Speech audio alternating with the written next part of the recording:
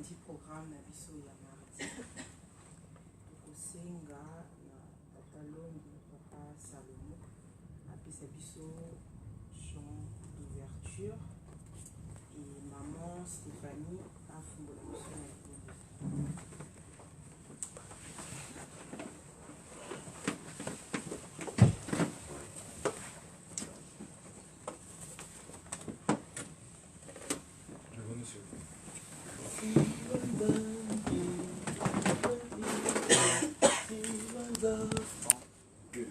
Silvanzambi ukansila mukimana kyami mtatambi salukya zambi mukeleka enza ya mvimba mbangitwa vuluka tusadile salukya nzambi mukeleka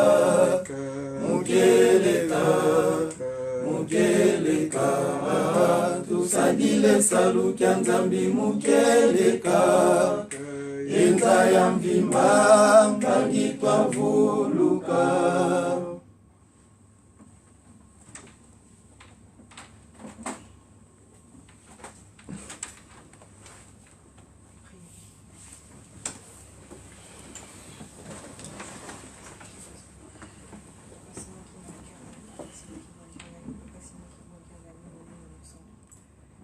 Papa, nous vous demandons pardon pour toutes les iniquités que nous avons pu faire en attendant sa parole, Papa, de jusqu'à présent, Papa, et depuis ce matin, Papa.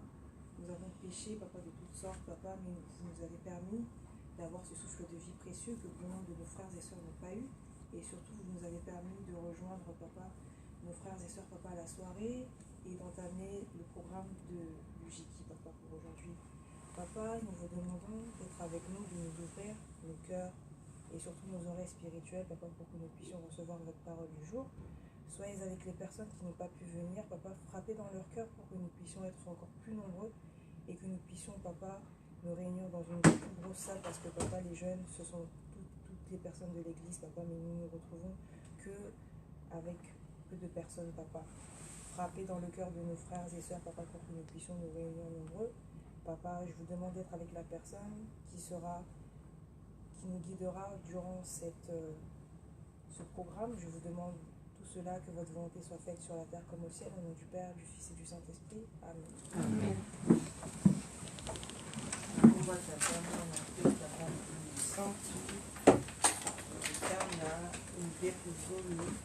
Na mokanda ya Exode 21 tina 17.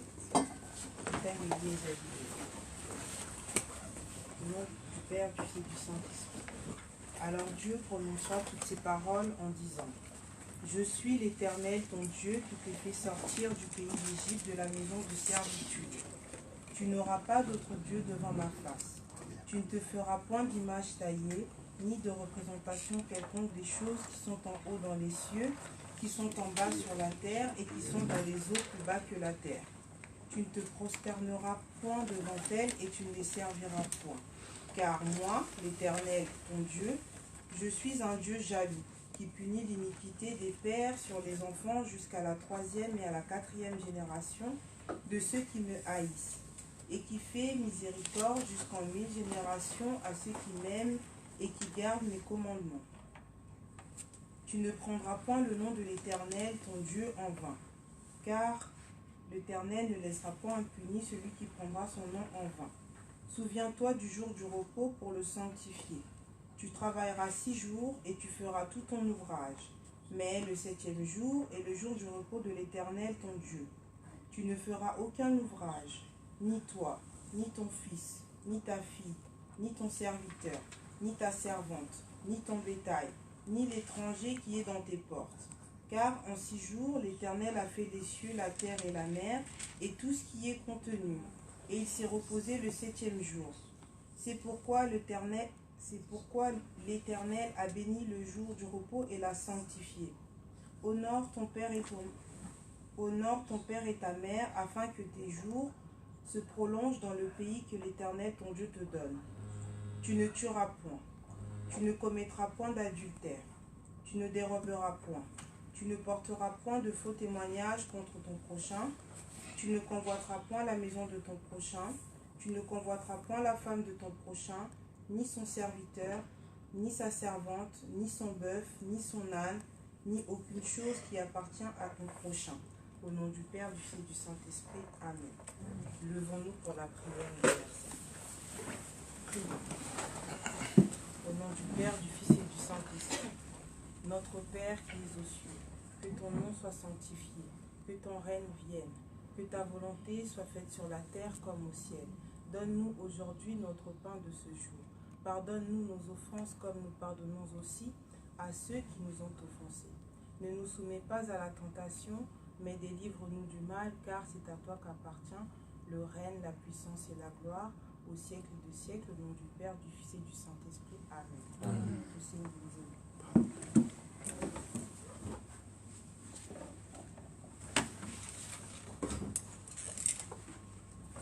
Jésus, purifie-moi de mes péchés. Jésus. 1, 2. Jésus, purifie-moi de mes péchés. Purifie-moi. Purifie-moi.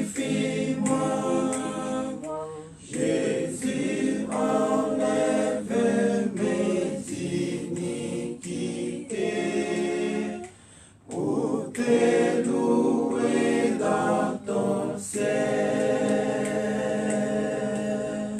Jésus, purifie-moi de mes péchés. Purifie-moi. Purifie-moi. Jésus, enlève mes iniquités pour te louer dans ton ciel. Purifie-moi. Purifie-moi. Lavez-moi tout entier, mon Seigneur. Par ton sang précieux, sanctifie ma vie pour te louer dans ton ciel. Par ton sang précieux, sanctifie ma vie pour te louer dans ton ciel.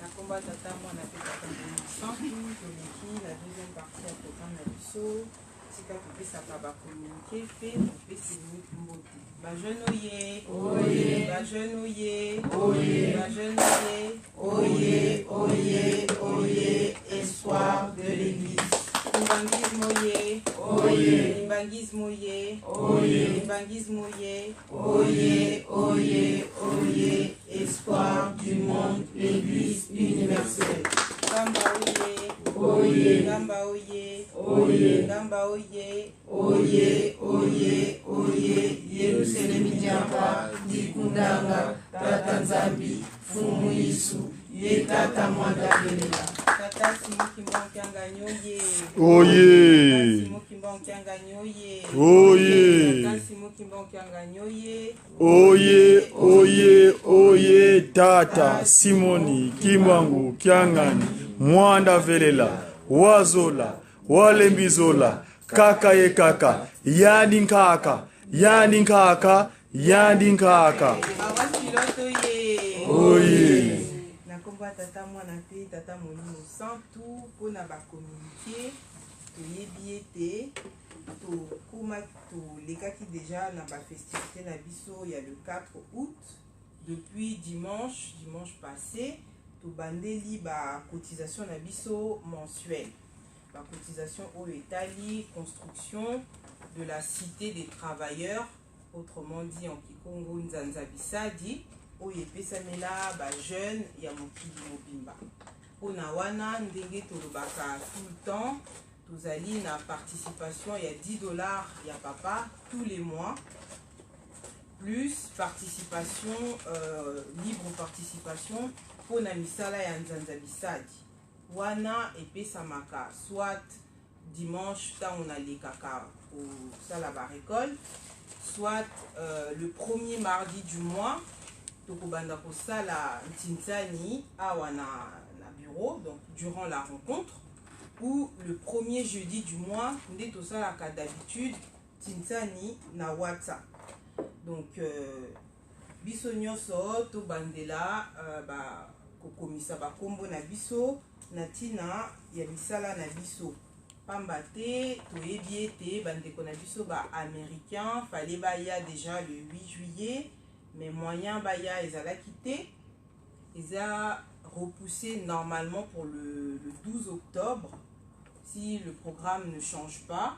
Bandeko na biso il faut baya na octobre. Na yango wana na ba festivité ya le 4 août mokonzi abule abengi ba jeune ya mokili mobimba tokende le 12 octobre na nkamba pona koyamba bandeko na biso soki bakoya, sinon pona kosala musala ya minene pona kopesa impulsion na ba construction ya bandako ya nzanza bisadi. Pona kosala moi résumé ya bandako toyebi ete tozali na 50 maisons ya kotonga, totongi déjà 15, mais ba 15 wana nyonso esili totalement te, ça veut dire que etelemi oyo akotongama na kati, donc ezali chambre moko, salon ya monene na ba sanitaire, mais eza équipé te.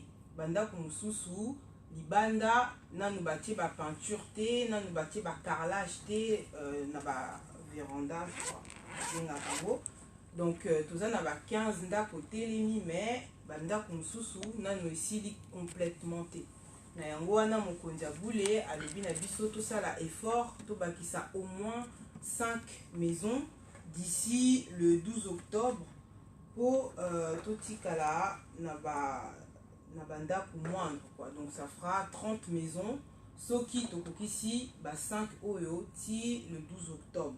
Na yango wana tobanda tosala misala na biso oyo nyonso tokozalaka nango selon ba moyen na biso tokomisa bakombo na biso wana ezali na ntina ya bacotisation na biso etali ba jeune. Communiqué mosusu ezali toyebi biso banso le 16 août, donc jeudi tozali na culte na Fleury, culte ekobanda 16h. Biso nyonso tozwa ba disposition na biso po tokoma avant, tosilisa pe avant toyebi ete transport ezalaka vraiment pasi. Na yango wana plus tôt on commencera, plus tôt on finira, ezali journée moko ya monene po na biso bakimbanguiste. Samedi tozali na mariage na Fleury ekobanda à 14h, toujours pareil hein, biso mutu toyaka retard, tozwa ba disposition na biso tokoma avant, tosepelisa bandeko na biso, papa Maxime ya chorale ya dirigeant pe scout na maman Olivia na chorale ya Koreki. Voilà pour na ba cotisation na ba communiqué na biso, tozali pe na ntinzani na biso dimanche. Tobosana te, opération spéciale à partir à 100 €, nyonso tokozala yango. Tobosana ntinzani na biso te ya dimanche. Natina etali ba communiqué, je pense que tosuki wana tolekani na bopesani mbote. Ba jeune oye. Oye. Ba jeune oye. Oye. Ba jeune oye. Oye, oye, oye, espoir de l'église. Senga na ba maman na biso nyonso batelema po ete tokwa kopesa bango mbote. Mamu oye. Tika topesa ba maman na biso mbote na kombo misaki ya bule na kombo ya tata ya mwana pe ya tata na biso. Merci. Tokosenga na batata na biso batelema po ete tokwa kopesa bango mbote. Batata oye. Oye. Tika topesa batata na biso mbote na kombo misatu ya bule na kombo ya tata ya mwana pe tata mwana. Merci. Tokosenga na ba chef de mouvement po bazali na biso papa Godi Jijiki à l'honneur le 16 août à Téléma pour ete tokwa kopesa ye mbote.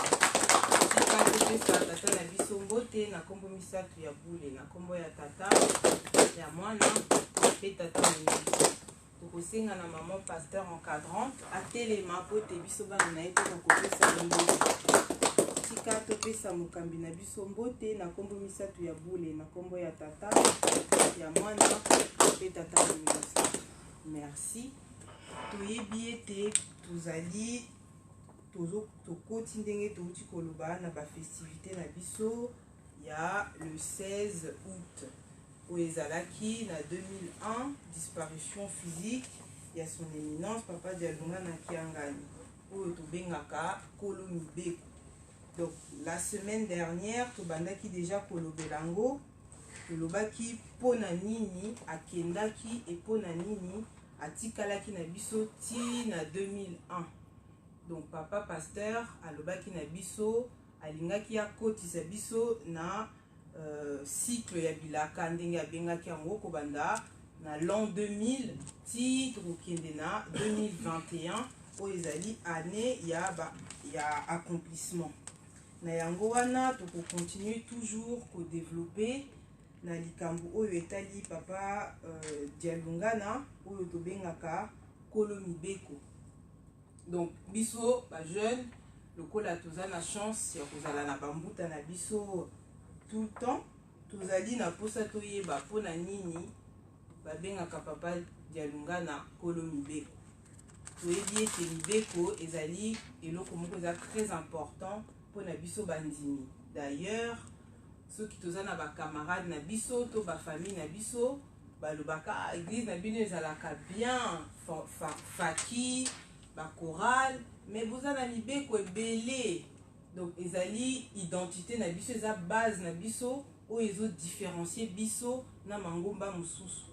Na yango wana bauti ko rappeler biso na soirée importance ya kotanga les 10 commandements en tout lieu et en toute circonstance. Donc à part les 10 commandements tozali na ba principe na biso oyo il faut to respecter. Na yango wana biso tozali na posa toyeba importance donc ya Mibeko et pourquoi tobengaka papa Dialunga na Kolo Mibeko. Donc j'ai pris 3 commandements oyo nazali na posa par rapport ya ba discussion oyo nazwi na ba jeune mususu bambuta na biso ba développer yango en plus de ce que papa pasteur nous prépare. Donc Mobeko moko elobi s'abstenir de se livrer à toute activité lucrative le dimanche car c'est le jour du Seigneur. Toyebi ete dimanche biso totekaka te tosombaka te po ezali mokolo oyo Nzambe apemaka. Tozwi référence biblique na les 10 commandements. Ngai dimanche je crois balobi nanga que avant tant lingomba ebandaki fonctionner, c'était pas vraiment interdit. Ezaki likamoko babandaki obetela ngo CTT. Donc j'aimerais savoir pourquoi un beau jour ekomaki obligatoire biso nyonso to tekaka te tosombaka te. Si c'est vrai parce que ezali eloko nayokaki comme rencontre na biso eza échange eza esika tobongisaka makambo toyebaka makambo mpe toyekolaka tozali na posa tozwa éclaircissement par rapport ya likambo wana.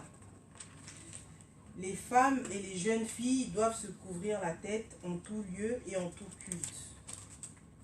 Donc là aussi on aimerait avoir un petit développement par rapport à ça. Pour ce total bandeko na biso misusu bango ezoposer bango problème te okende kobenga tata Nzambe en étant découvert de la tête en ce qui concerne les femmes. Donc différence nini ezali entre biso na bango. Et le dernier, ne pas danser ni assister à des danses pour ne pas susciter des mauvais désirs. Là aussi, on aimerait avoir quelques éclaircissements. Donc, Mibeko etali kosomba dimanche te, koteka dimanche te. Pona nini basi il faut balata bakitambala. Et pour terminer, pona nini tobinaka te. Donc toza na bambuta na biso bazali awa bakozongisa biso na nzela pe bakoyekolisa biso makambo oyo toyebi te. Na yango mpona kokota directement na thème du jour na biso oyo etali Kolo Mibeko, tokosenga na papa pasteur Mvula, pasteur responsable ya paroisse Saint-Ouen atelema mpe tokopesa ye mbote. Paroisse pilote oye! Oye! Paroisse pilote oye! Oye! Paroisse pilote oye! Oye, oye, oye, paroisse pilote de l'Europe, les bulles de zèle. Sika ete topesa mokambi na biso mbote na kombo misatu ya bule na kombo ya tata ya mwana pe tata Molimo nde tobengi ye mpo na suite ya programme na suite sibongo na kombo ya tata mwana pe tata Molimo Santo. Amen. Amen.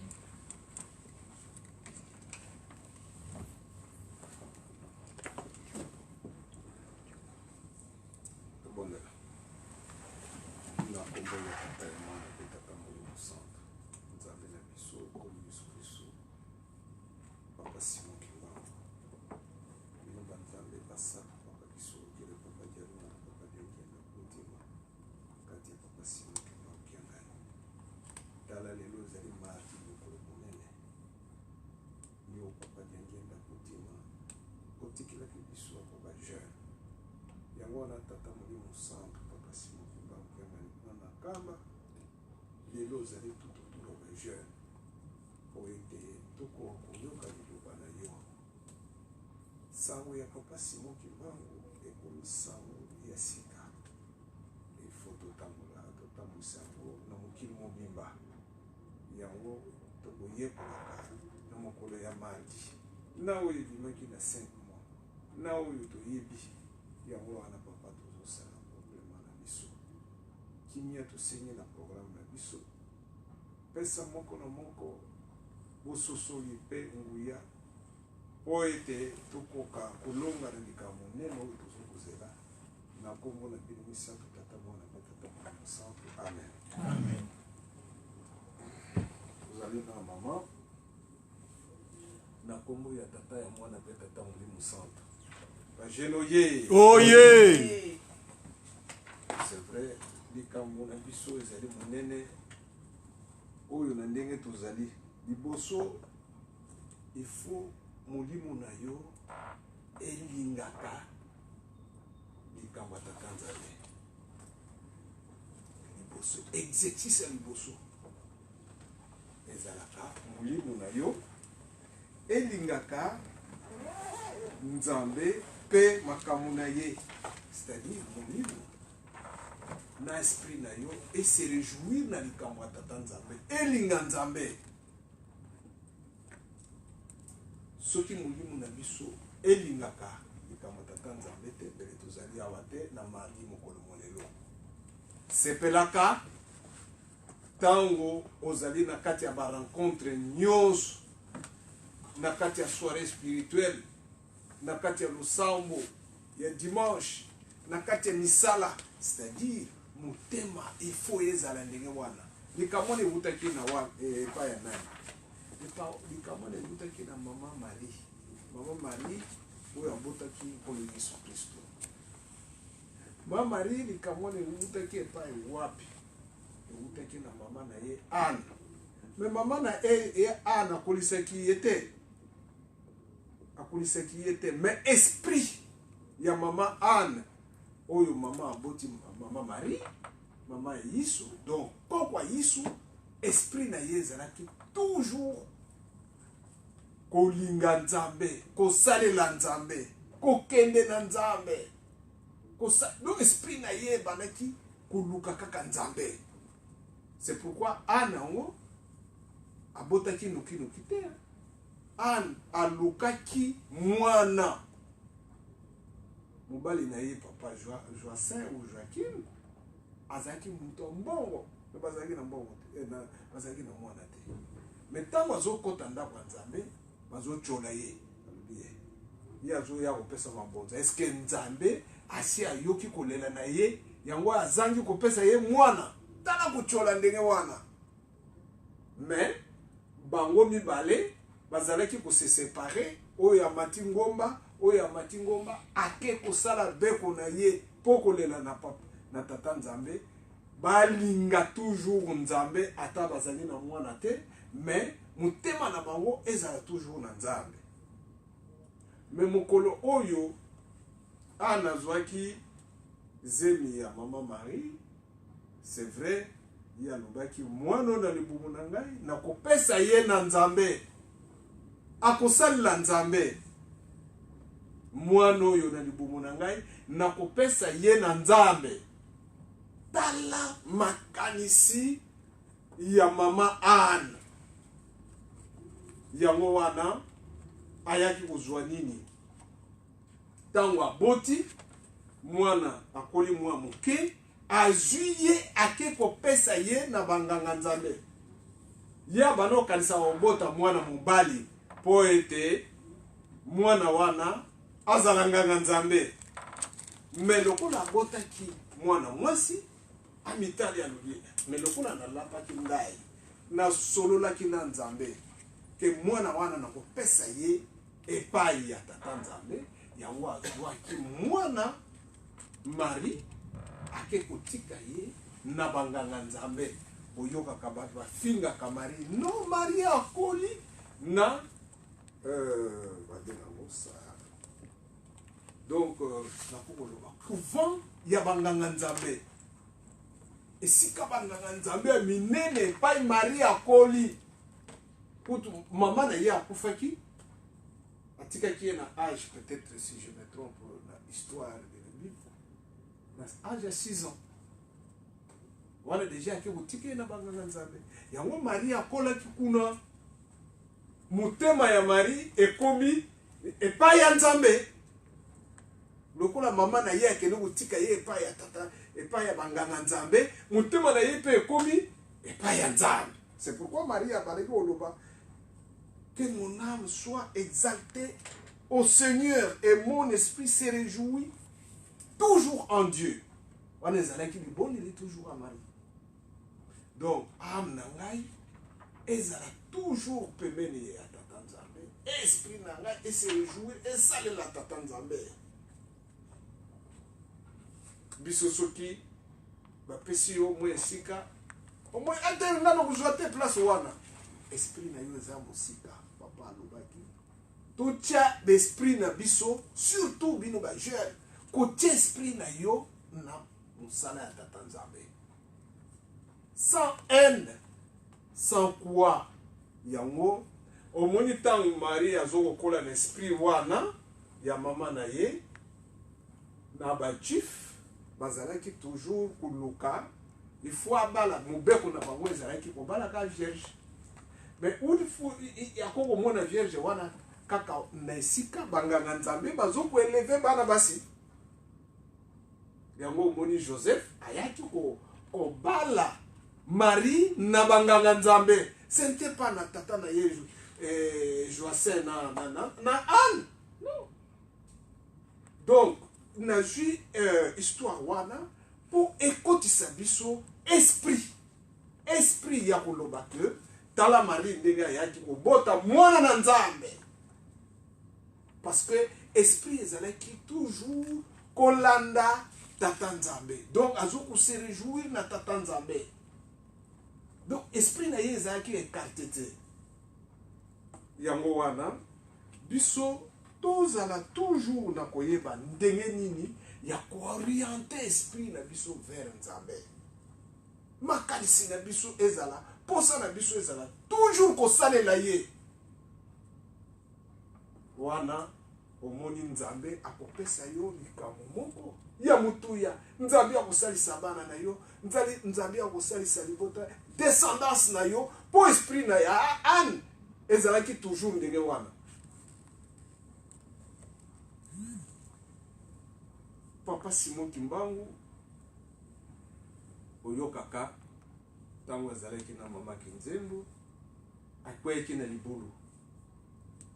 C'est vrai akweki na libulu poko kene kosala nini tango akotaki kuna na libulu bazoko expliquer biso akeleki kolongola mutu mwindo ba ame mikwa wana na kati ya libulu. Tant mama kinzembo azokoluka ye et aye ko retrouver ye azana libulu na ravin alobi ce n'est pas possible. Mais moi na kubima ndenge nini ayaki okuta miracle na ye tata Simon Kimbangu aye okuma azana pembeni na ye. Mais pour compléter l'histoire, papa Simon Kimbangu basalaki à peu près 500 mètres azokoka ko marcher les sous-soutés. Donc maman Kinzembo atali boye mwana fièvre moyen ezalité. Toko sala nini siko mwana fièvre makasi boye. Donc à mon équipe moyen ko mema ye ezalité atika ki ye wana akei na mboka koyebisake mwana na keneki na ye akweki na libulu metango yiko bima miraculeusement azali na fièvre. Donc moyen na tumbu na ye zate na mema ye zate bokele kuzwa ye ya mwana batindeki bato bake kuzwa papa Simon Kimbangu na tipoi taba memi ye 3 heures après papa Simon Kimbangu akufi. Tango akufi sangwe panzani mwana ya Kinzembo oya bokola ka akufi. Il faut bakene koyebisa les chefs médaillés et tout ça, les chefs de médaillés peut atteindre couverture pour kokunda papa Simon Kimbangu. Mais na tango bato wana bayaki na couverture papa Simon Kimbangu atelemi as. Donc alamuki bakamwe me mutu asekwi ndenge nini atelemi ndenge nini. Tango atelemi bazopesa biloko kolia azokoboya na kolia te. Mais biloko ye asengaki ezali pasi mama yo kobi mulangai bintsukula vert ezali bintsukula Les aubergines. basolo baluki mboka mobimba bintsukulu ezali te. Mais sikoyo ye alingi kaka alia yango ka ya mobeso isili biloko mosusu te bintsukulu kaka alia yango kaka. Moto ayaki komona na yango ezali mama mwilu pe azalaki na ye jeune alobi te mama na ngai ifo azala na bintsukulu na ndako tikana kene kozwila ye waya kolia yango akene kozwila ye bintsukulu aye nango apesi papa Simon Kimbangu. Papa Simon Kimbangu ale azwi force makambo oyo tozopesa ko histoire ya papa Simon Kimbangu bobatelaka yango po ekosunga biso histoire nyonso tozopesa papa Simon Kimbangu ezali na biso enfin documentation monene na biso ba jeune parce que biso tozbandaki kozwa yango na tango bazokoteya tozokozwa ezokota na subconscient. Pour moi j'insiste ezali garder kuna na esprit oyo ezalaka na cerveau. Tango na kokanisa likamo tata Simon Kimbangu ekozala nini papa pesa ngai l'intelligence de l'intelligence po ete tososola yango wana tokoti na christologie ya papa Dialungana ndenge mama alobi kokola ya bapapa tokozwa kaka moke bakoli na mama mwilu bakoli na mama mwilu moto akolisi papa Dialungana surtout même papa Diengenda Kuntima parce que papa Diengenda Kuntima akei na colonie na âge à 15 ans banda parce que il faut boyeba papa Simon Kimbangu na mama mwilu babalani na 1913 na 1913 babalani ne na 1914 papa Kisoloke na yeko botama. Il faut yeba tant oyo union oyo mama mwilu asali na papa Kisoloke papa Simon Kimbangu ezali ya 8 ans, c'est-à-dire de 1913 à 1921 bakangi mobali na ye bakena ye suko otali lisusu ye atikali kaka na bana. On dirait que papa Simon Kimbangu ayaki opesa ye kaka bana abokola bana. Papa Simon Kimbangu akufi na 1951 mama mwilu ayeko kufa 1959. Combien d'années? 8 ans. Donc, approche wana, il y a calcul wana, très spirituel, et zali na ba signification moko très remarquable. Alors, il y a zokolisa, toko koloba aspect moko, maman, bazalaki interdit, mercredi, ezali journée sainte, bosimba kaba jeune, mercredi, vendredi, ezali journée sainte. Pour na biso bakimbaniste, ezali journée sainte. Likamoko elekaki, maman na mardi, amoni mbule beti na butu, mingi, atiaki manioko na mai. Tant atie manioko na ye, amonaki que, il faut qu'il vous vérifier, mais à quel jour, il y a mercredi, na papa dialungana, na papa diangenda. Bake na mai, po batala, manioko soki echoli, po soki mbula etondi, manioko kochola, baya komona boye, cercueil ezoya, likolo ya mai ezoya, likolo na mutu. Est-ce que tala munene ya likamu? Tangu cercueil ezokoya, ekomi pembeni na bango, mutu azalaki na likolo, alobi mama oye kosala nini mokolo ya mercredi na mai na zamba. Po epekisami, ye a se justifié, pasi eleki ngai, yango na yaki kotala, mwa manioko tutiaki soki ekokaki oke. Te, mokolo mususu kosala bongo te.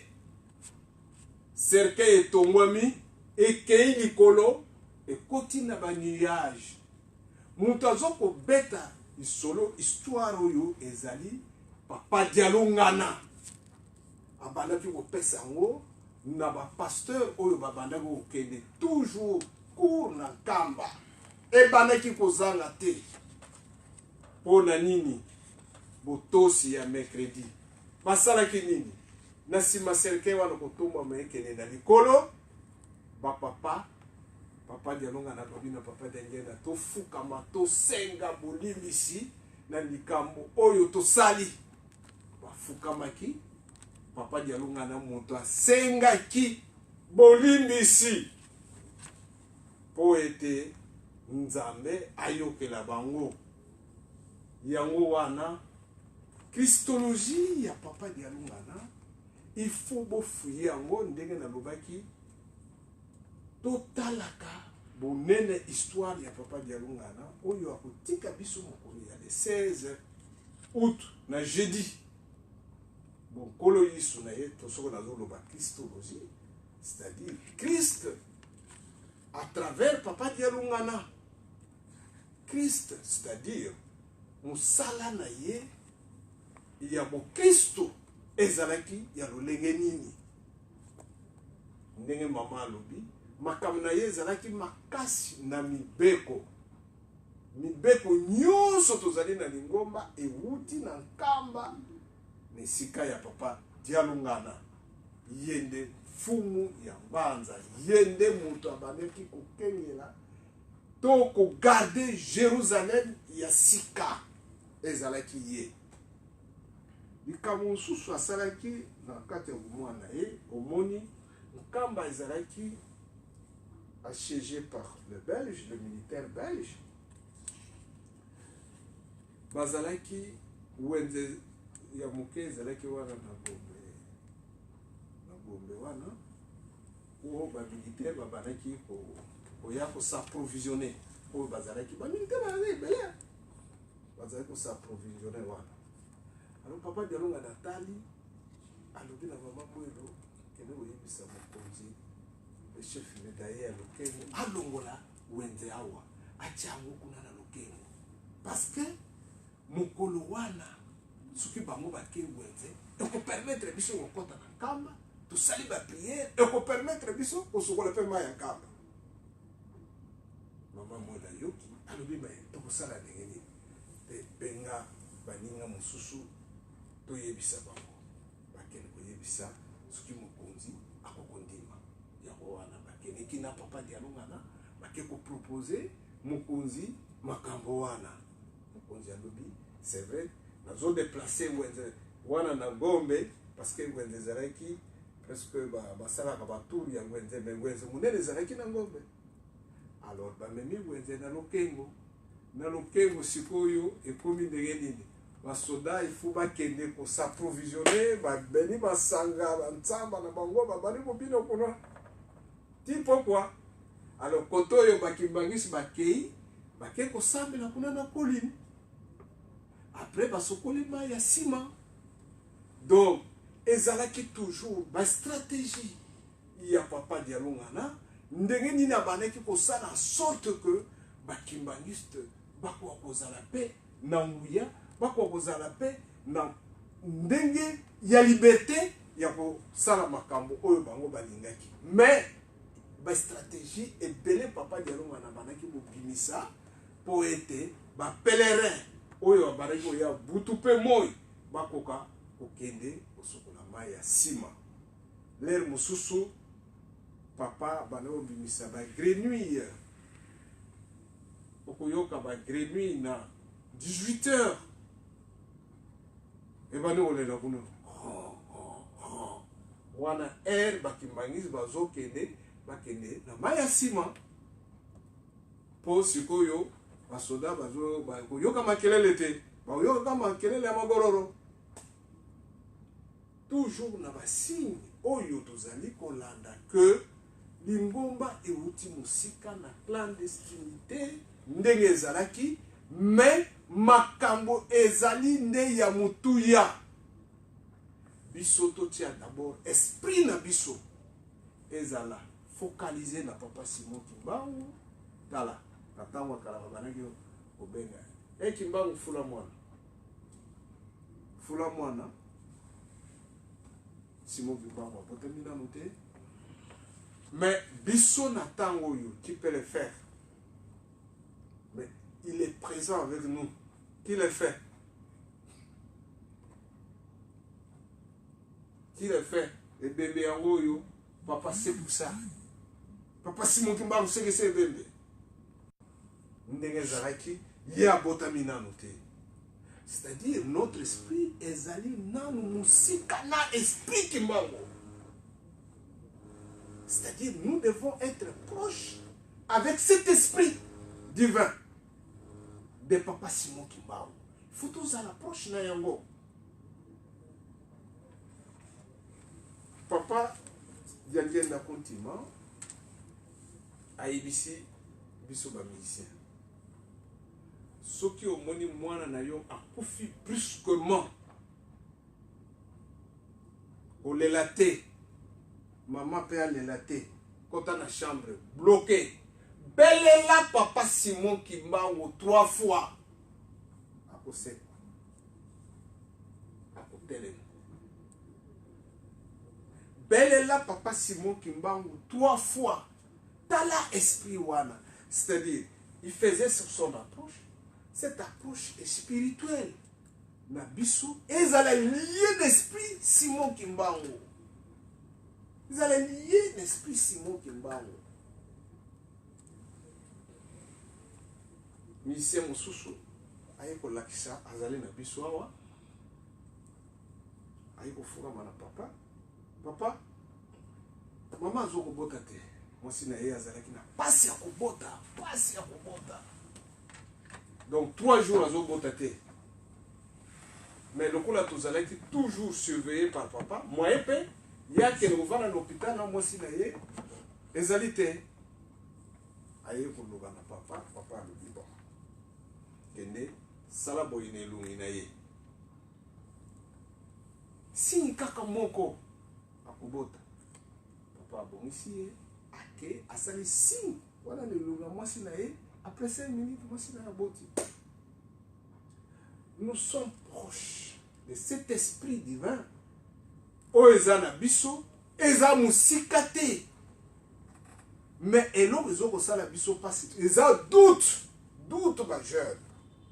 Doute.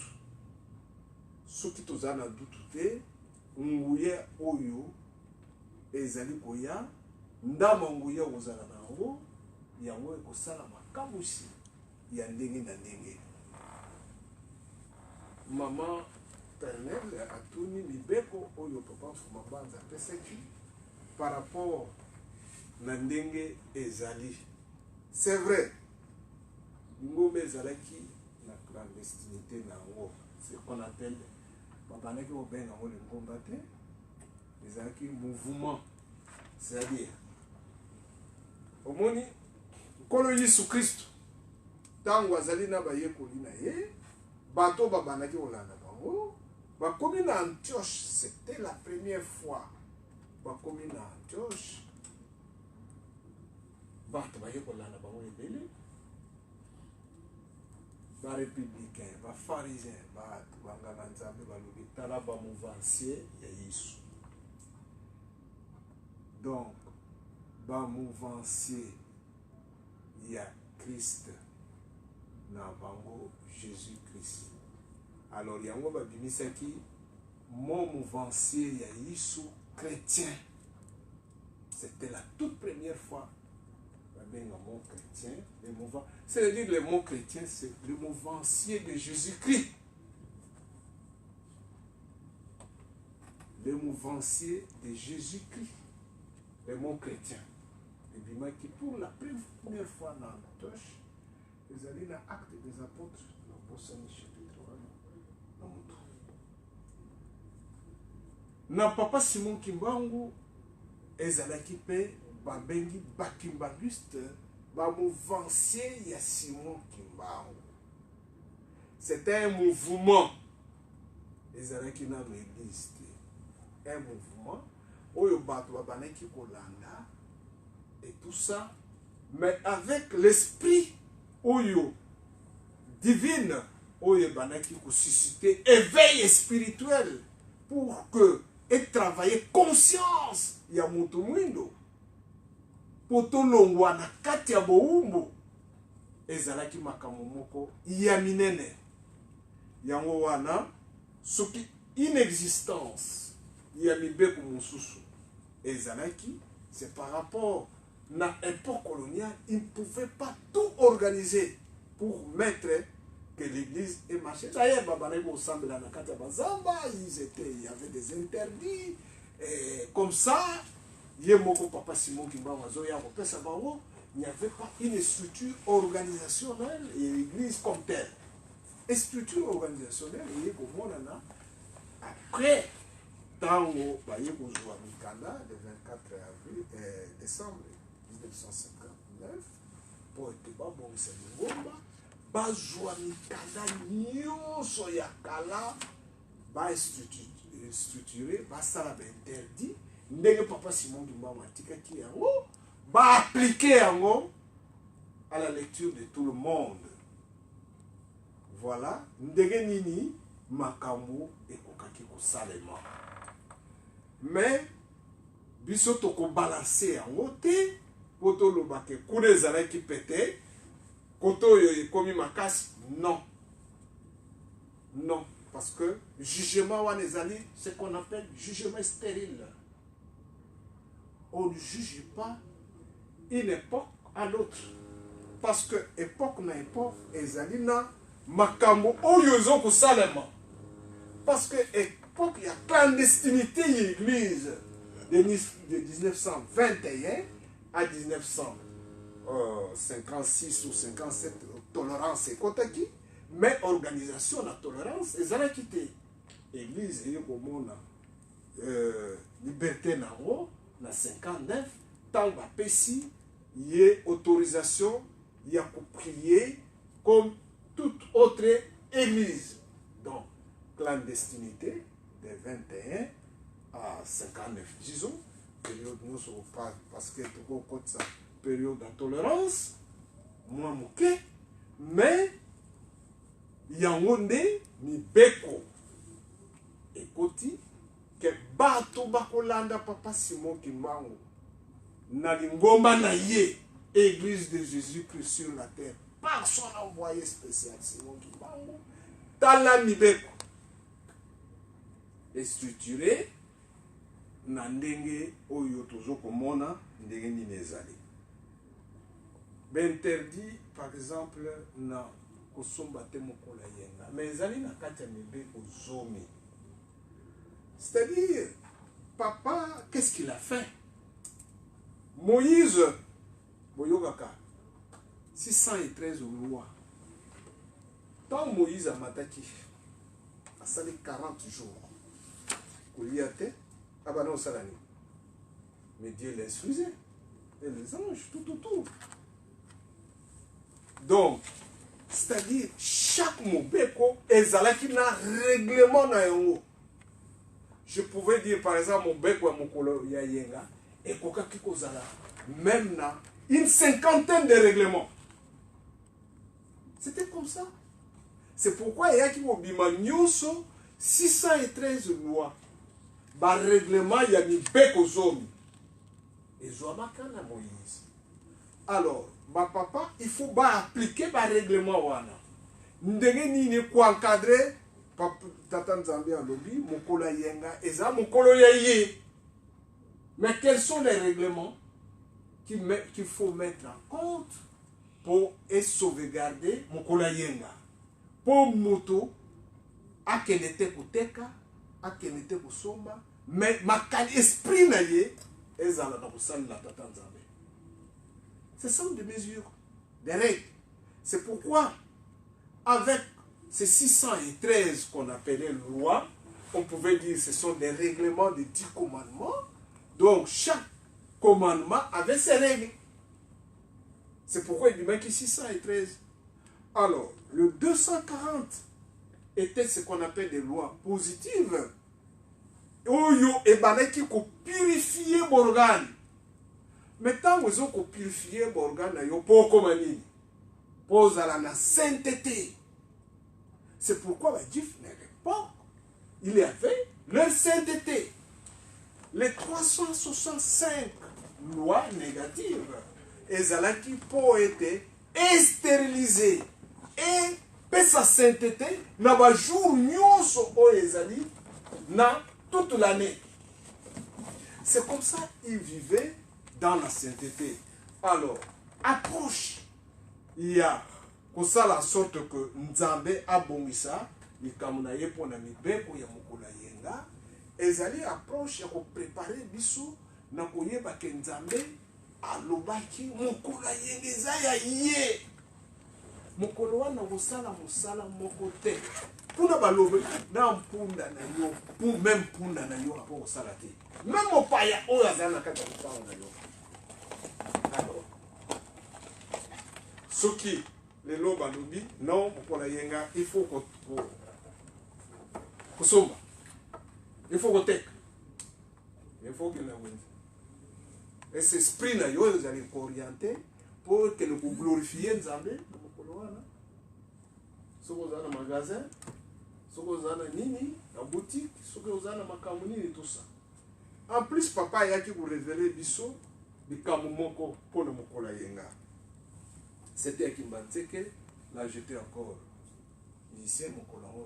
Je pense que papa moi moule bete ki moke ba jeune ba bimi ba ke osomba. Et osomba baigné na bango papa zo observer tant bazongaki alobi eza na biso passe po boyeba so na funguli bino miso e kozana na bino passe. C'est là où on dira ba weye ba bimaka mokolo yenga. Mais so okutani na ye okosala ni e bino passe o boke kosomba biloko kosomba ki eza ba weye pesa qui passe bana wana esengeleki ba mama nkako babuta bazalaki basenga bolimisi po ete papa abikisa milimo na bango et ba mama mingi après bazwaki ba vision ba mama mosusu bana oteka soki nini madeso na mokola yenga aye komona mowei muta sombaki mbongo wana ekomaki problématique pa na ye akena papa ba makambe bimaki ebele. Faire attention ce que Dieu nous dit, papa Banonga aveuglement. Le jeune, il ne faut pas faire des recherches là où c'est scellé. Non. C'est-à-dire, faites vos recherches dans Makamo, mais Makamo est allé faites pas de recherche sur ça. Parce que il y a lobby de biso, tout l'anaye aveuglement. Parce que lui c'est Dieu. C'est lui qui voit. C'est lui qui connaît. Papa Fumamba dans le baki, ce qu'on a tiré bino liboso, mais ce qu'on a boulot les années liboso. Pourquoi? Bon là nangai. Merci. Mais bon carami sur le bino, pourquoi là nangai? Parce que ezali na biso bitoma munene. C'est vrai. Mikamba kitamba la ndenge lobi, mais c'est ezali na kati ya mukana de Tanzanie. On va compléter ngai. Na l'époque toko koloba soki ba jeune to mérité au salut la tata Nzambe, c'est-à-dire soki ba bengi yo chrétien, ba bengi yo kimbanguiste, c'est-à-dire aux alliés moto à part. C'est-à-dire tu ne peux pas t'inclure na kati ya ba païen. Ba bengi yo kimbanguiste, c'est-à-dire tu es à part.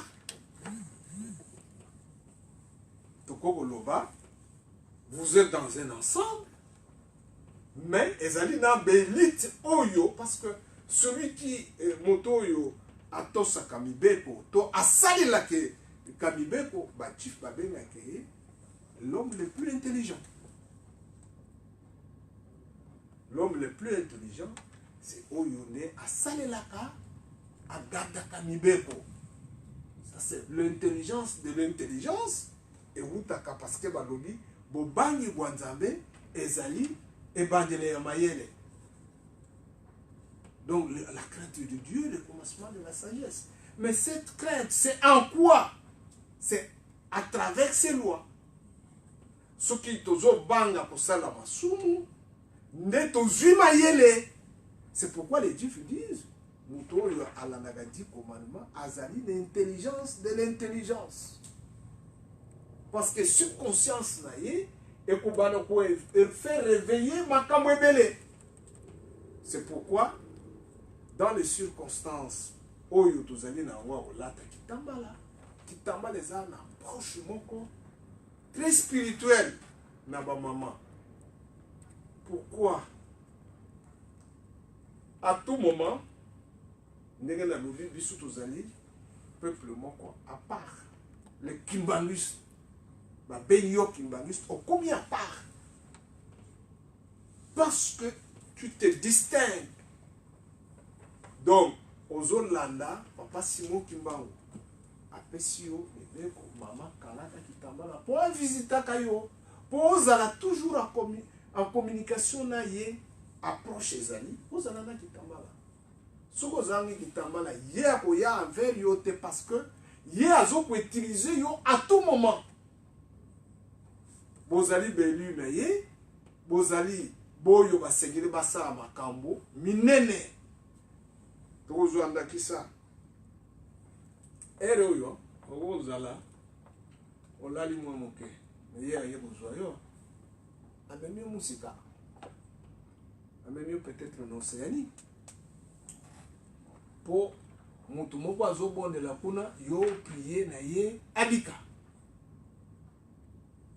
Omoni l'exercice Simon Kimbangu wasala kabiso yango wana exemple les alliés belé maman pour compléter ngai mais de toute foi il faut qu'on y que biso tozali peuple à part tozali distinguer na mokili. Alors distinction wana ezoya na biso à partir ya nzambe na biso Simon Kimbangu azoko pesa biso ba règle d'or. Ces règles d'or, oyo tokolanda, ezali inconditionnel, incontournable. Yo landa kaka règle. Balobi lala ne lamba, lala ne lamba. Balobi sokola ne lamba, sokola ne lamba. Yo landa règle d'or wana. O sokola na silibite, mais sokola na elamba. Ba mama kuna bazo kende, bazo yebisa bango, ndenge nini ba sokola ka. Donc, la règle c'est très important parce que Bissou to Bengami, pas Kimbanguiste. le kimbangiste, c'est-à-dire Kimbangu à miniature. Nzambe Simon Kimbangu à miniature, c'est toi. Kobina. Oh là là. Ça c'est tout à fait grave. Parce que Satan a bimisi makambo na ye ebele na kati ya mokili pour ete à distraire bana ya Nzambe. Comme nous sommes un peuple à part, nayebisaki bino histoire moko elekaki na nkamba mabina ezalaki na Gombe kuna na bane 1939 je pense yango te bazali kobina na Gombe kuna. Ce n'était pas tout à fait tous des kimbangistes, mais c'était à l'époque païens, chrétiens, mosusu, baye, parce que mabina ndeke munene eye kukweya ebandi koloba luwa boye lokola moto azoloba mongongo na ye ezokende na 50 km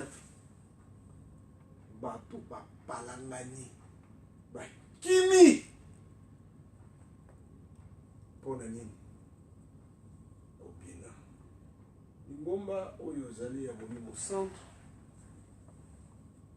kobina ezali aspect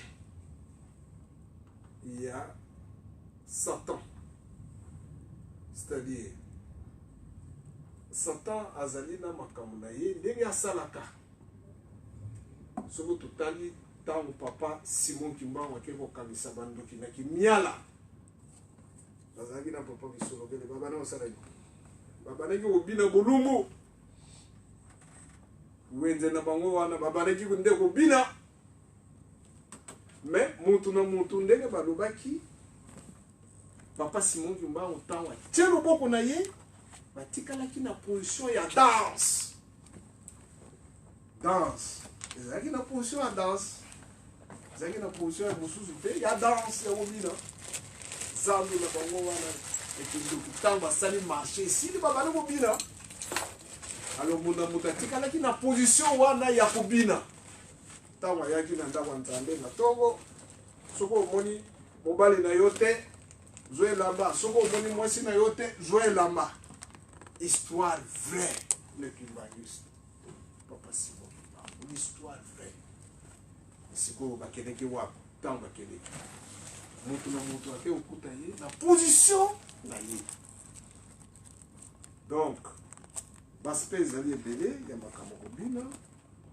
Mais là, on a soutenu à Luana, maman, pour développer mon moquet. Pour être tout ce qui ça. On a vu sur la conclusion, il y a ma camarade, il y a papa, il y a l'ongana, il y a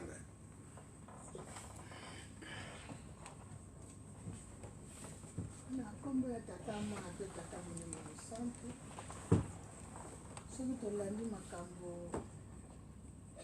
mama secrétaire alobi ya jiki ye azali mwana azwi mituna yango amemi mituna epai ya bakolo me nayebi te moninga na yo to ndeko na yo mwana oyo atunaki yo mituna surtout mpona makambo ya kitambala alobi ke na kala makambo ya kitambala ezalaki te eza boye te ezalaki mpona dimanche, la chaîne du dimanche.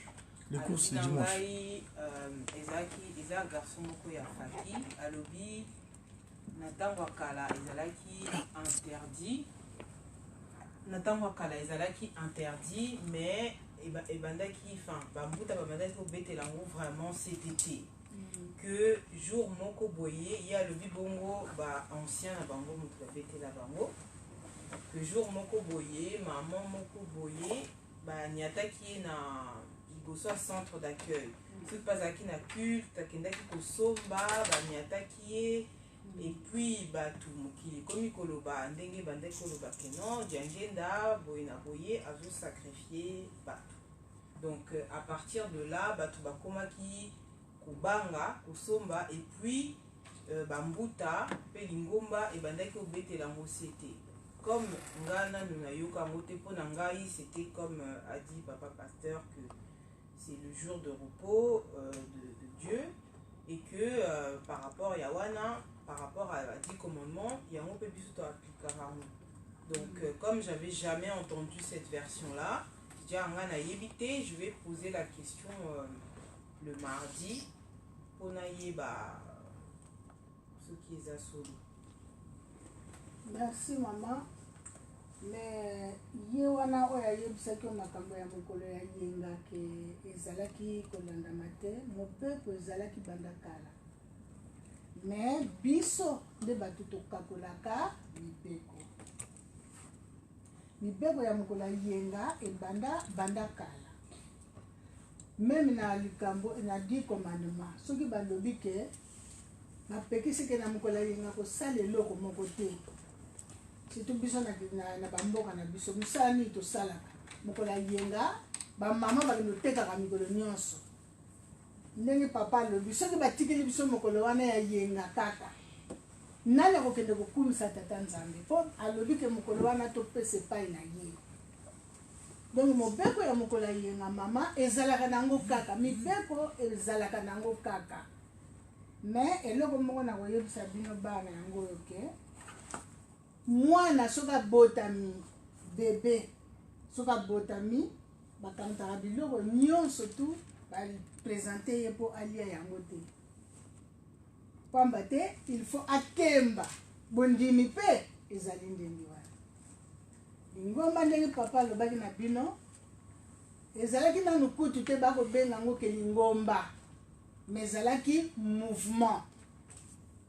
Mais nga ningaka tobenga ngo kaka lingomba pamba te na kati ya mouvement wana nde mama Mwilu ayaki kopesa bakarte po bakarte bape yango na bamouvement te bakarte batei bapesaka yango na lingomba. Donc ezalaki lingomba mais tozalaki na droit ya kosala eloko moko te autorisation eyalaki te pamba te ezalaki tozalaki na se ya bowumbu ozomona tozalaki na se ya bowumbu. Mais sinon mobeko ya kosomba mokolo ya yenga mibeko ebele kasi bakoki kokamata nyonso te ndenge napesa exemple mwana botami bapesaki miliki po eza eloko ya petepete. Donc lingomba ebimi mibeko ezali mais il faut bakende na biso malembe malembe bobanda tobanda komela nanu miliki après tokomi kolia potopoto après ezokokoma tie kokoma na esika nango entre temps biso kondima na biso ebandi kolenda po kala oyebi ke kala ezalaki kutu pasi ke po oloba na mutu mbala moko boyeke simoki mbanga za nzambe soko olobi na mutu ndenge wana mbala moko bengani ozongisi esima pamba te okolonga ye te mais koloba na mutu oyo nano andimi te po oyo akokomisa ye na esika ke papa simoki mbango aza nzambe okobanda na ye na ndenge ya malembe obanda kokolisa kondima na ye ti oyo akoconvaincre ye bokoma na esika wana yango wana oza komona te mibeko tala sikoyo baluputaka no mibeko ezobima bato oyo bazoya sika bazomona yango mibeko ya sika me biso toyebi yango kezali mibeko ya kala toyoka yango me biso nyonso mpe tozaki kolanda yango malamu te.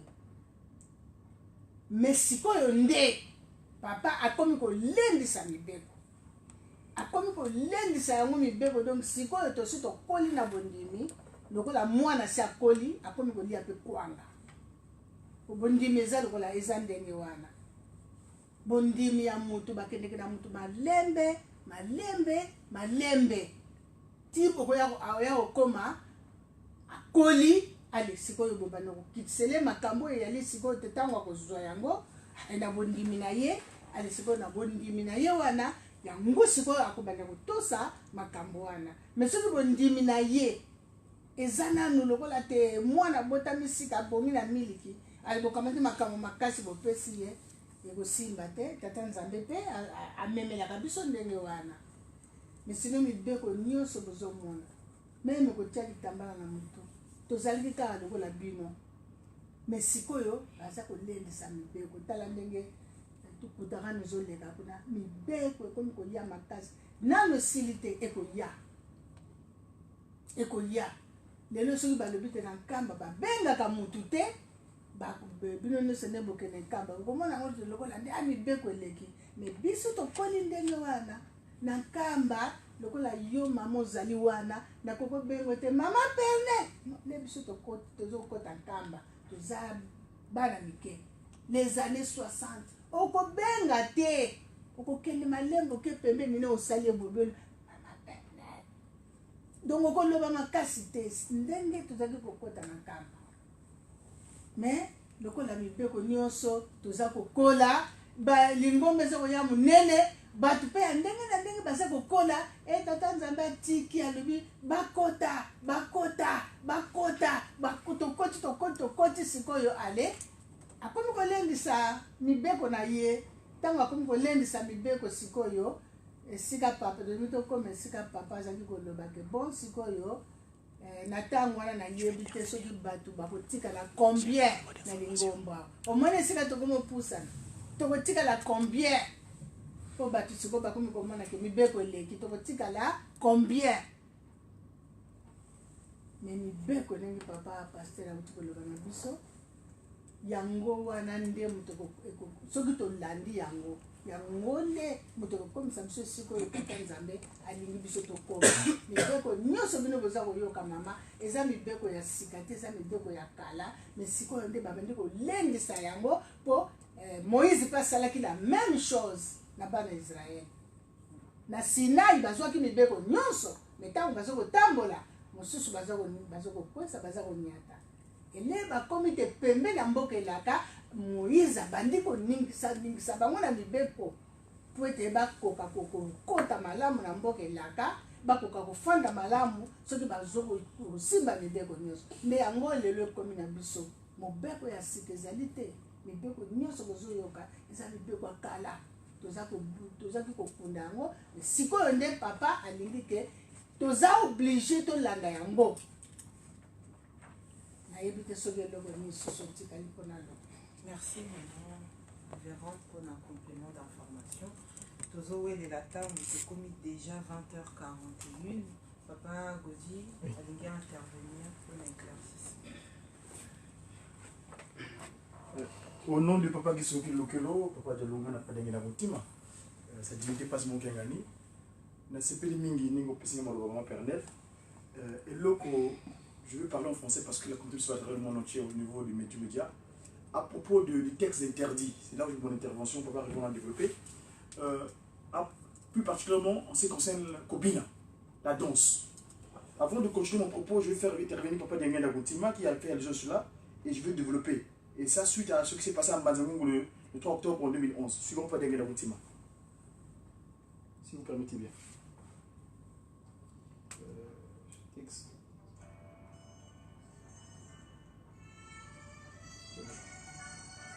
Papa Dengenda qui depuis intervenir normalement.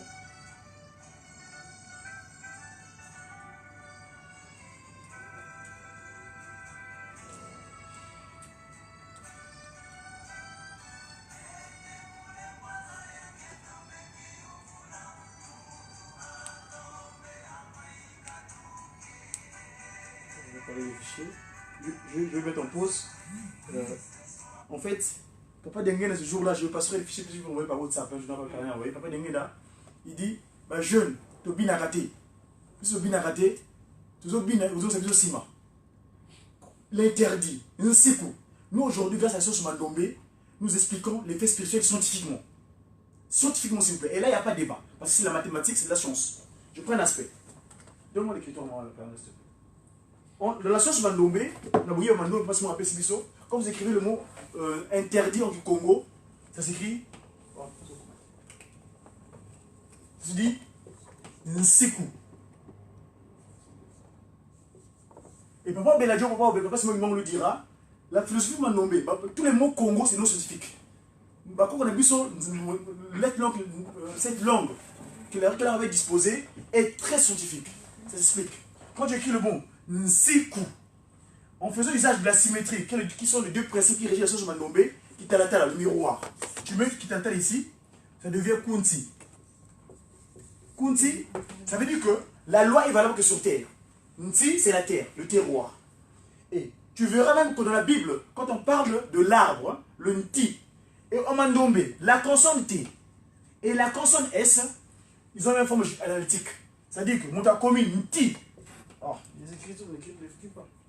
Bref, le théorie est parti, mais ce que je voulais signifier ici, à propos de mon beko, nous n'avons pas qui se localisent. Papa de l'homme pas d'engager dans mon team. Tant que je mon beko na, quand on a vu ça, il y a tant que keli bango wana. D'ailleurs, une partie pas d'engager dans mon tomou de utawapi. Cette monticule de sol, ma belle wana, papa d'engager na yiko kojo na sa tienne ici wana. Et on va dire que kuntima, kunti, manti. Quand tu prends ntima, yemanti, c'est-à-dire ce qui est sur terre. Le scientifique le pensée, ntemutema. Et quand tu prends le nti, le ma là, tu fais le littérateur en bas, ça devient wa. Wanti. Quand tu es sur terre, monte-toi assez à tango. Et tu verras, en 1985, pour casser il comme mon beko, il y a eu comme une sa meka, na 58. 58. Peut-être que je vous avez dans la prédication du prochain. Aujourd'hui 85, ils ont le Komoko. Alors, après Robina, qu'est-ce qui s'est passé à Mazangou? Les chefs coutumiers, ceux qui gardent l'autre ancestralité, ils ont appelé ça Mbunda. Mbunda, Ngoma. Ngoma, c'était la référence à Robini Sabato. Or, maman Isagarine, après Mazangungu, a capté le cantique Moko Boye, Isagarine, la maman qui capte le cantique là-bas, pied gauche.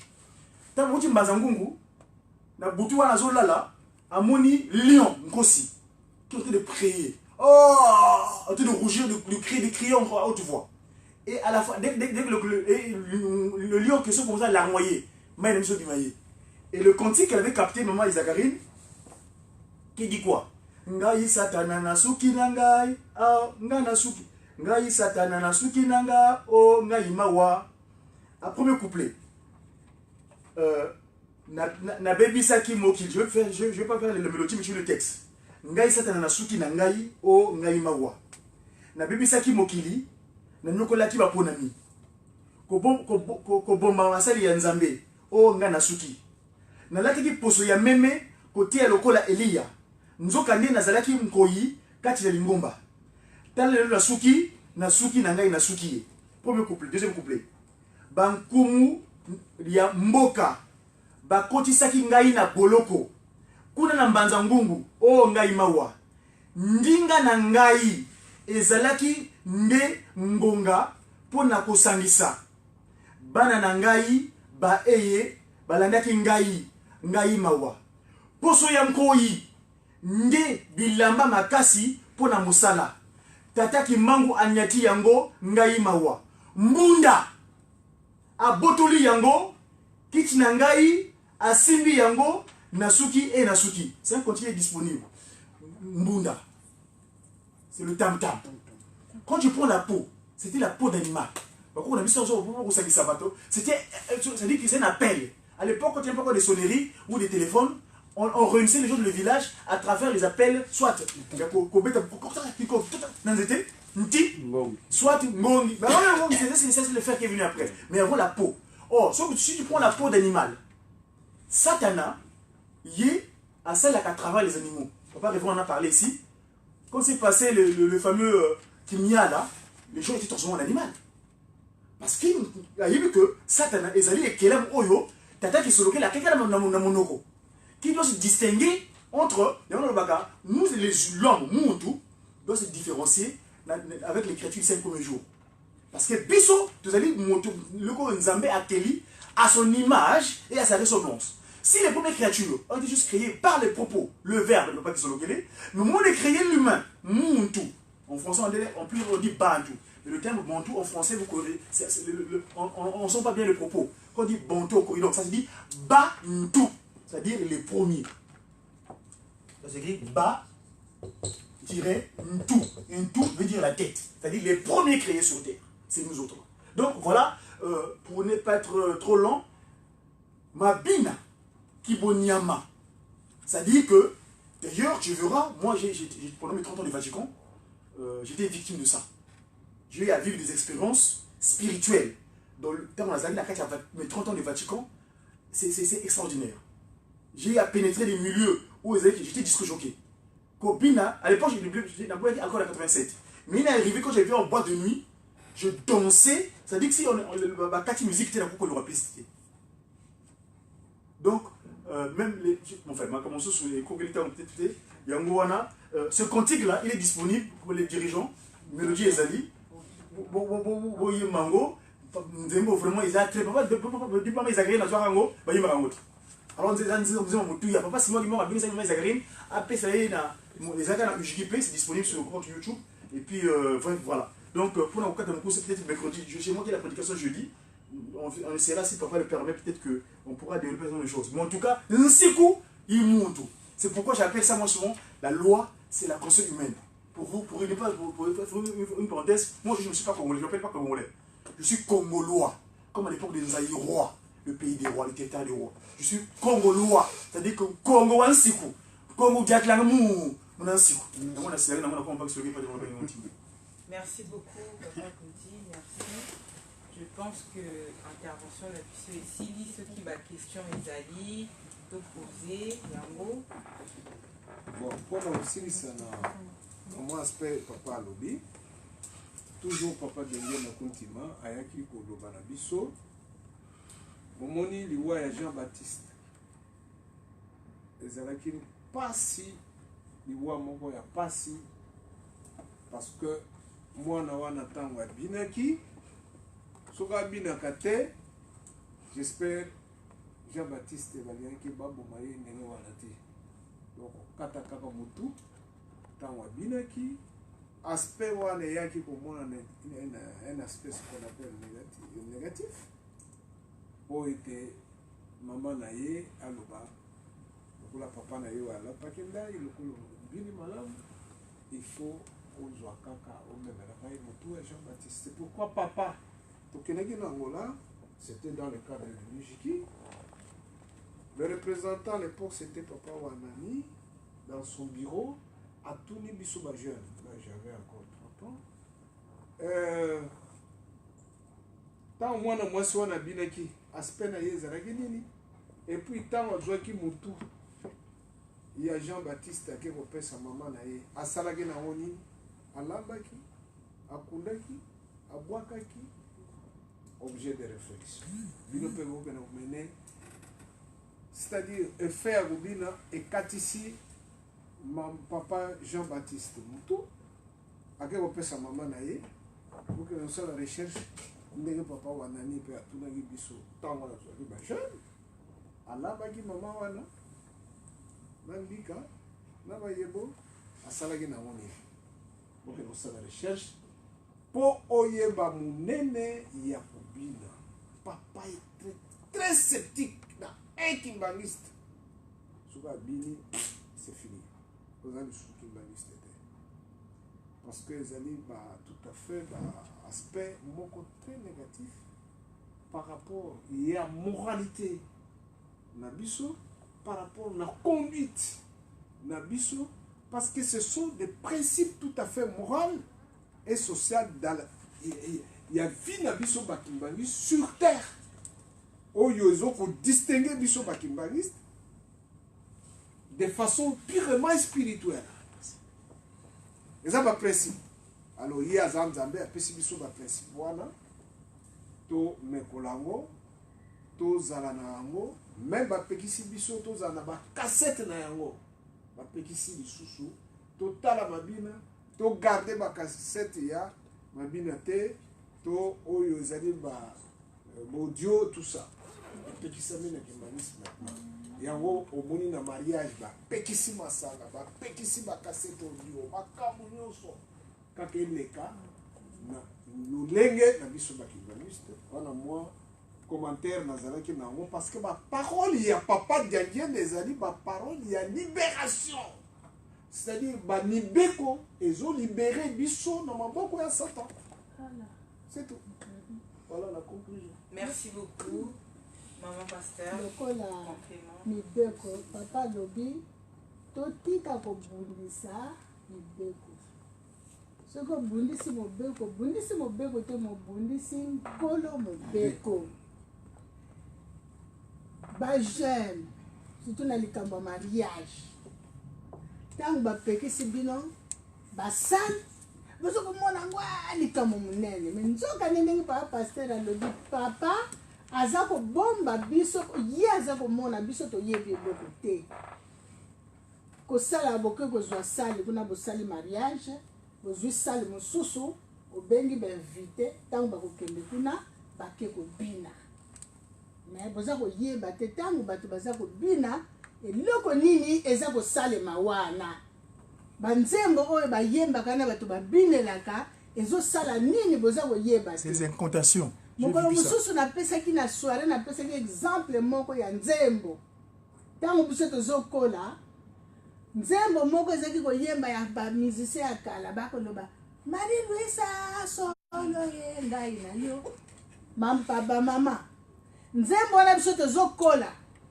sikoyo mama wana Marie Louisa azalaki mwasi ya ndumba tolataka na bilamba batie na bilamba alati bitambala etelemi kuna Marie Louisa elamba wana liede bimaki bato nyonso elamba Marie Louisa bazosomba ntango Marie Louisa akufaki sikoyo eloko nini ezalaki kosala bato bakotaka na babare kobina soki kaka nzembo wana batie Marie Louisa na kati ya ville ya Kinshasa mutu bato baza kala soki abosani te otuni akolobelo biso toki bana mike tokokola me nayebi likambo wana mutu na nga nzembo wana na bare soki batie kaka papa Marie Louisa solo ngai na yo Marie Louisa akufa me abimi na piste. Mais oui, mais tu l'appelles, non? Mais oui. C'est l'incantation. Moi j'ai vécu avec Madonna. Wapi kombo Louisa aye kobina omona bato bapanzani bato bapanza okomona bare wana bato babandi koboya kokota mpo Marie Louisa ayaki kobina me ebandi komonana na babare nyonso apres baye koloba te nzembo wana bayemba yango lisusu te omoni makambo esalamaka na soki papa aza kopekisa ye moto ayebi yango wana bajeune totika kobundisa mibeko tozobundisa nkolo mibeko me ye ayebi mpona eloko nini azosala makanisi wana kana pena Jeune oye. Oui. Toyoki to toyoki te. Papa Antonio, dernière intervention. Bon, ça. Na kumba tata mwana pe tata msamfunga vraiment intervention te mana qui est pas ya papa pasteur alobi likambo ya mabina soki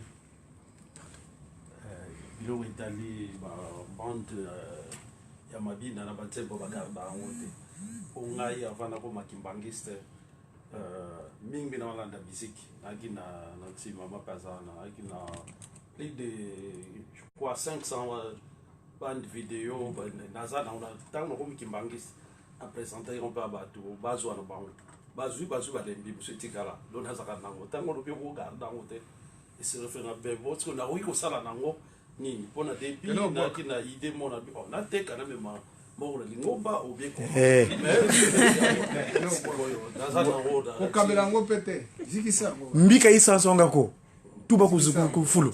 omoni moi bamakambo mike oyo egenaka biso ezali ndenge papa azobimisa libeko ntango ogarde baparole wana ezali baparole tout à fait satanique ezali na monde invisible ya Satan. Il ne faut pas qu'on garde ma parole à Satan dans la yo. Gardez la Bible, gardez Banzembo Yanzambe. Parce qu'il y a des phénomènes spirituels qui s'effectuent. Un phénomène spirituel, maman a un phénomène zamakasi, il faut vous débarrasser de tout. Même si vous avez la télévision, au moni, Mathieu Mabina, Kanga, pour changer. Zappé. C'est tout. Il ne faut pas vous intéresser de ça. Parce que tous les peuples à part, on Zambé Azo, Kuluka. Asala mukila sika zo sala ngona biso na biso bakimbanisi. Donc c'est très important que nous tiangoga mais va théâtre je crois so ba théâtre wana bon ba théâtre éducatif wana des arbres problème mais ok merci Bajenoye. Oui. Toleki na misala, papa Siga. Quelques minutes, moins de 10 minutes pour tout qu'il est déjà 21h. Bonne soirée, oui. Oui. Juki. Ijiki. Nana Ijiki oye. Oye. Suite au soirée parce que Ijiki, ce qu'on a pu remarquer, on lui a mardi Ijiki, mais Ijiki, peut-être mardi c'est la soirée. C'est la soirée, peut-être Ijiki. Nous sommes des jeunes, Toya 14 ans, la soirée.